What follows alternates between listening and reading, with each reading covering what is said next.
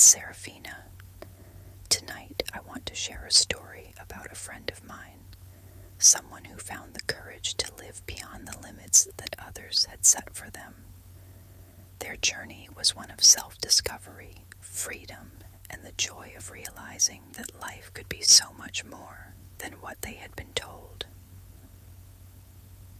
As I reflect on their story, I hope it brings you a sense of peace, inspiration, and perhaps even a little courage to embrace your own path.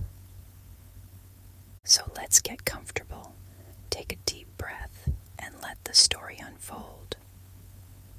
My friend's name is Nathan. Nathan was someone who, for much of his life, did what was expected of him.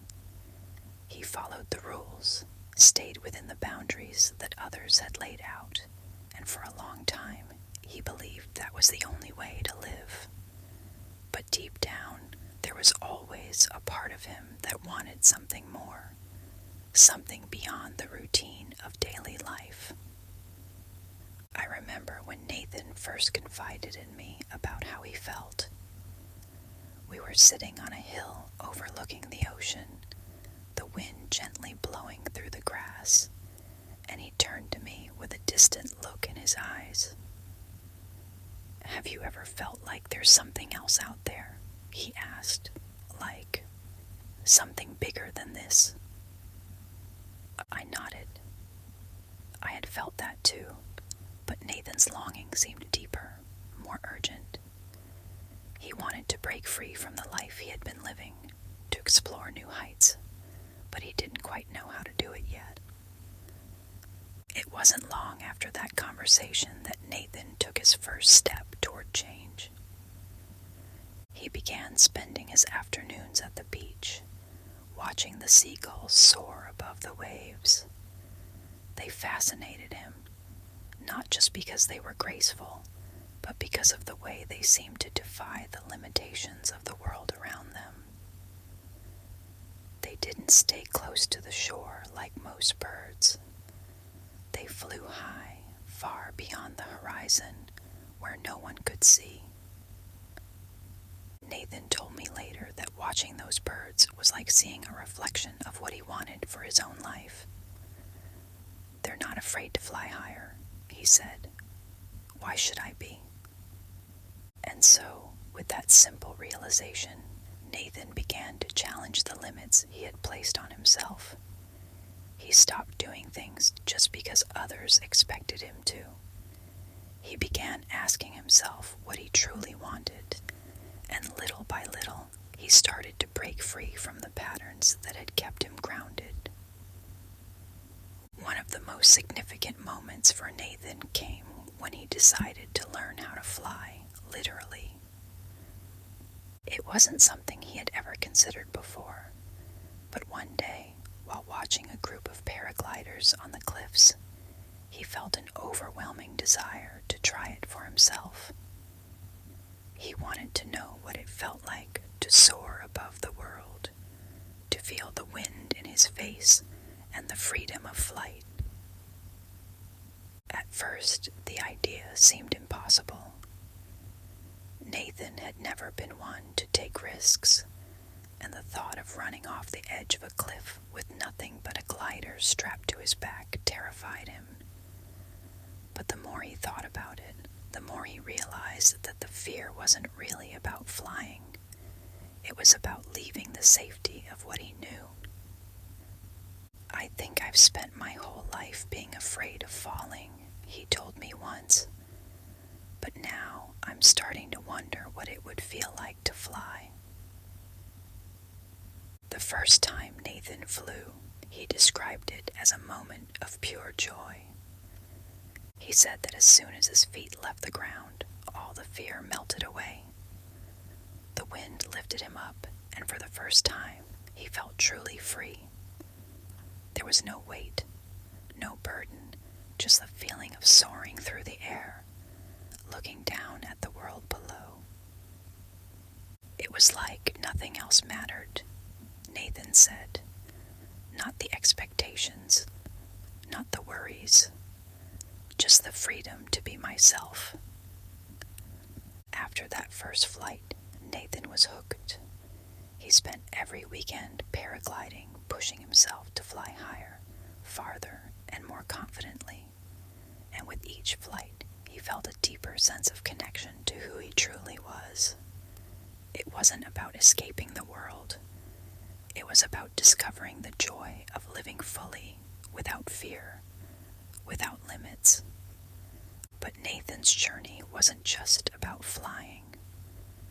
As he gained confidence in the air, he also started to make changes in other parts of his life.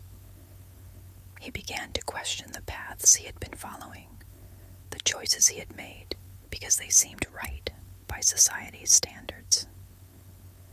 Slowly but surely, he let go of the things that no longer served him. He left a job that had made him feel stuck for years, even though it was considered successful by most people's standards. He ended relationships that were holding him back, and he stopped comparing his life to others. Instead of living according to what the world told him he should do, Nathan started following his own inner compass. It's not about being rebellious or doing the opposite of what people expect, he explained to me one day. It's about finding out what I really want, what makes me feel alive. There was one moment that really stood out to me in Nathan's journey.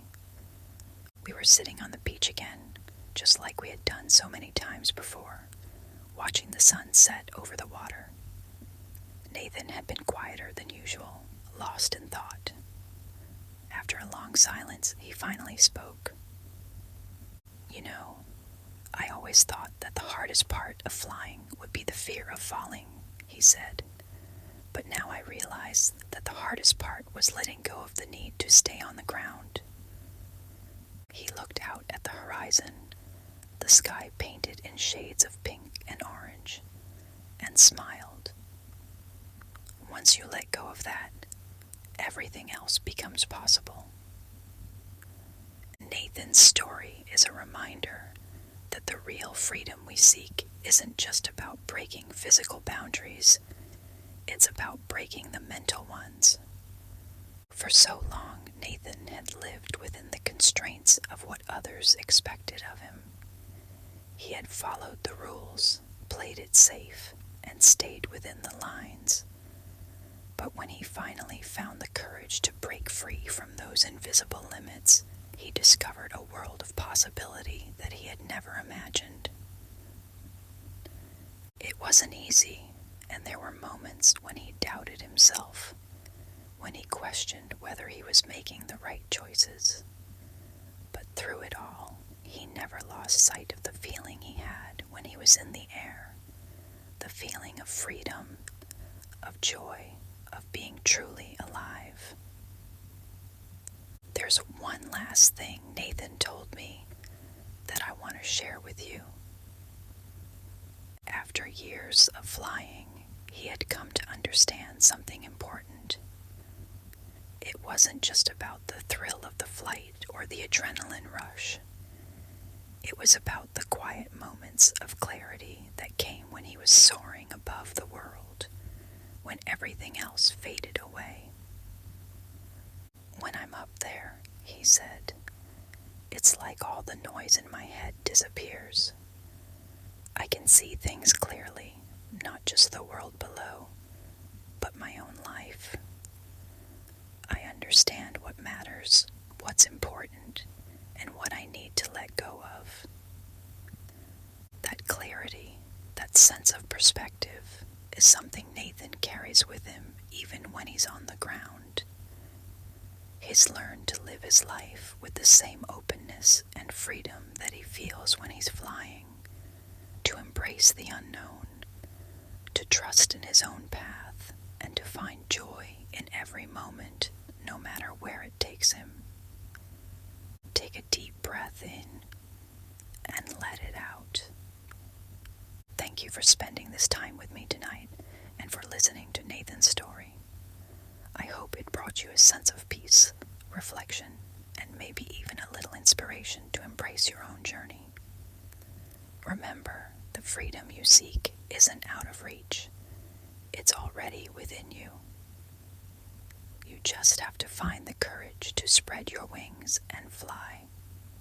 Until next time, sweet dreams, lovely friend. Good night, Seraphina.